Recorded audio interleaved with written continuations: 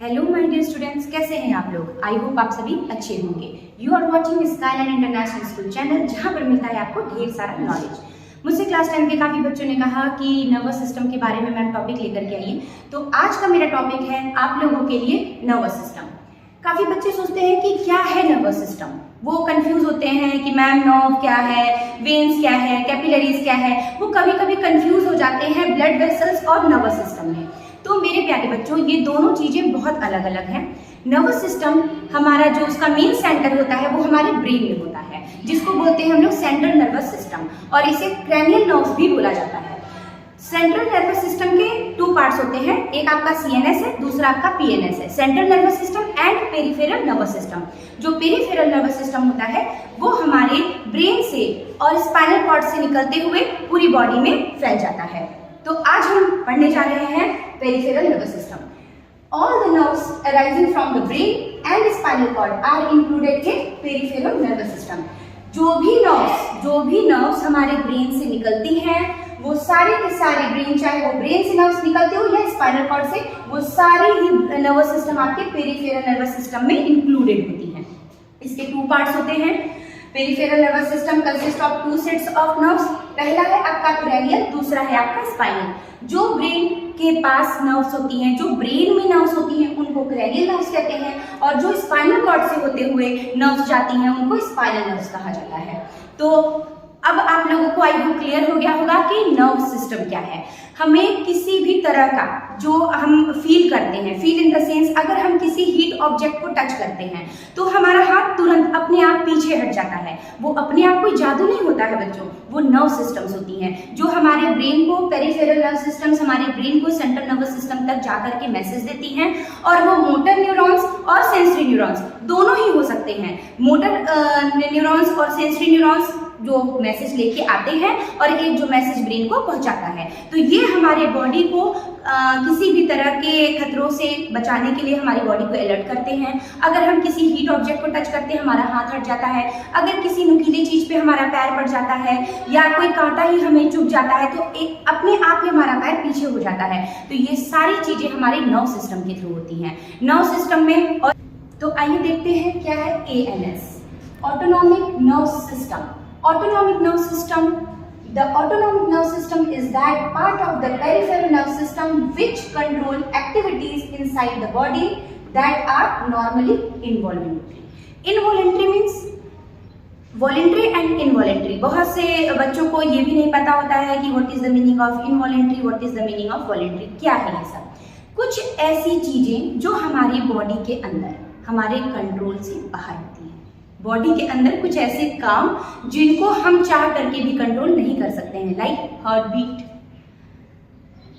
Potty लगना, सुसु लगना, या ठंडियों में गूज बम्स हो जाना, रोएं खड़े हो जाना, या बहुत सी ऐसी एक्टिविटीज होती हैं हमारे बॉडी के अंदर जो हमारे इच्छा से नहीं चलती हैं, उन्हें हम बोलते हैं इनवॉलेंट्री। इनवॉलेंट्री एक्शंस जो हमारी बॉडी अपने अकॉर्डिंग खुद टैकल करती है, अपने अकॉर्डिंग खुद कंट्रोल करती है, उन सारी एक्टिविटीज को हम इनवॉलेंट्री बोलते हैं, जिसमें हमारा नर्व सिस्टम भी इंक्लूड है। हमारा नर्व सिस्टम हमारे अकॉर्डिंग काम नहीं करता है, वो अपनी सारी चीजों को खुद से रेगुलेट करता है। So autonomic nerve system is that part of peripheral nervous system. जैसा कि आप लोग जानते हैं, मैंने लिखा हुआ है कि जो हमारा ऑटोनॉमिक नर्व सिस्टम है, it is also part of peripheral nerve system. ये कंट्रोल करता है सारी एक्टिविटीज को बॉडी के अंदर, वो भी इनवॉलेंट्री, मतलब हमारे अकॉर्डिंग वो काम नहीं करते, वो अपना काम अपने अकॉर्डिंग करते हैं। अब आइए, there are 2 divisions of autonomic nerve system. First is sympathetic nerve system and second is parasympathetic nerve system. Class 10th में नर्व सिस्टम के बारे में बहुत ज्यादा डिटेल में नहीं है, कुछ ही चीजें हैं जो जानने के लिए आपके लिए जरूरी है, वो सारी चीजें मैंने आपको मैं बता दूंगी। और जो चीजें नर्व सिस्टम के बारे में जानना है तो क्लास 11 में उसके ऊपर पूरा एक चैप्टर है जिसमें आपको डिटेल में नर्व सिस्टम को पढ़ना है। So now come to the topic, what is the sympathetic nerve system.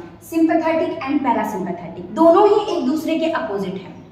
For example, जैसे सपोज दैट क्लास 10 के बोर्ड एग्जाम्स आने वाले हैं, तो बच्चे कभी कभी बहुत ज़्यादा डर जाते होंगे कि यार एग्ज़ाम है, ये चैप्टर नहीं पढ़ा, वो भी सब्जेक्ट का पढ़ना बाकी हुआ है। तो एकाएक आप लोगों को बहुत ज़्यादा आपकी हार्ट बीट बढ़ जाती होगी कि कैसे पढ़ेंगे, कैसे करेंगे, नंबर अच्छे नहीं आए तो ये होगा। दुनिया भर की जो थॉट प्रोसेस होती है वो आपके माइंड में चलने लगती है। या एक और आप छोटा सा एग्जांपल ले सकते हैं। सपोज दैट अगर आपने रात में कोई हॉरर मूवी देखी और रात में आपने 10-11 बजे तक मूवी देखी, फिर आप सो गए, बीच में 12-1 बजे आपकी नींद खुलती है, तो आपको लगता है कि जो टीवी की चुड़ैल थी वो आपकी छत पर लटकी हुई है। तो उस टाइम आपको कैसा फील होता है? आपकी हार्ट बीट बहुत ज़्यादा बढ़ जाती है, आप चिल्ला देते हैं, या आप बहुत ज़्यादा, आपकी पूरी बॉडी ओवर एक्साइटमेंट में चली जाती है। This is because of sympathetic nerve system. हमारा जो ब्रेन है, जो नर्व सिस्टम है, वो ऐसे केमिकल्स रिलीज करता है और वो केमिकल्स को उठा करके वो जाके हमारे हार्ट्स को एक्टिवेट कर देता है, एज वेल एज वो किडनी को भी एक्टिवेट कर देता है और हमारे डाइजेस्टिव सिस्टम पर भी वो एक्ट करता है। तो हमारी पूरी बॉडी फुल एक्साइटमेंट में चली जाती है, जिसको हम कहते हैं सिंपैथेटिक नर्व सिस्टम। लेकिन क्या कंटिन्यू आप डरते रहते हैं? क्या आपको जो रात में 12 बजे चुड़ैल दिख रही है, क्या आप सुबह 4-5 बजे तक चुड़ैल दिखती रहती है? नहीं। अगर आपको एग्जाम का भी फियर है तो एक टाइम के बाद आप कंट्रोल भी, अरे यार चलो पढ़ लेंगे, कर लेंगे, ऐसा मन में आता है। वो इसलिए होता है क्योंकि जब हमारा नर्व सिस्टम हमारे ब्रेन के थ्रू ये सारे केमिकल्स को हमारे हार्ट में, हमारे डाइजेस्टिव ट्रैक्ट में और हमारे एज वेल एज किडनी में भेज रहा होता है, उसी समय पैरासिम्पैथेटिक नर्व सिस्टम भी एक्टिवेट हो जाता है और जो कि बॉडी को वापस से कंट्रोल में लेकर के आता है। अगर सपोज दैट कि कोई पागल कुत्ता आपको रास्ते में दौड़ा ले और आपका सिंपैथेटिक नर्व सिस्टम नहीं एक्टिवेट होगा, तो आप अपनी बॉडी को उस पागल कुत्ते से कैसे बचाएंगे?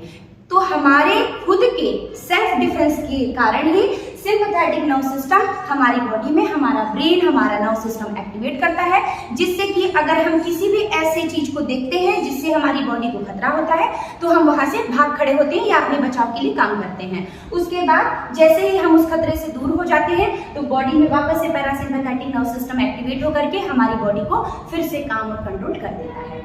तो ये था नर्व सिस्टम के बारे में। इनवॉलेंट्री नर्व सिस्टम को मैंने आपको बता दिया कि what is the involuntary activity. Involuntary का मतलब होता है ऐसी एक्टिविटीज जो हमारी बॉडी में हमारे कंट्रोल से बाहर हैं, और वॉलेंट्री रिएक्शंस वो होते हैं जो हमारे कंट्रोल में होते हैं, जैसे किसी को मारना, मम्मी पापा का हम लोगों के ऊपर चिल्लाना, या टीचर का आपको होमवर्क ना करके आने के बाद वो उनके ऊपर है कि वो आपकी पिटाई करेंगे या आपको अप्रिशिएट करेंगे, आपको छोड़ देंगे। तो ये सारी एक्टिविटीज जो है वॉलेंट्री में आती है, जो हम अपने मर्जी से कर सकते हैं, और जो अपनी मर्जी से नहीं करते हैं, this is the involuntary actions. So I hope आप लोगों को सेंट्रल नर्वस सिस्टम से रिलेटेड जितने भी डाउट और कंफ्यूजन होंगे वो खत्म हो गए होंगे। अगर आपको कोई और भी डाउट है तो यू कैन मैसेज मी, मैं वो भी आपके डाउट्स क्लियर करने की कोशिश करूँगी। Thank you.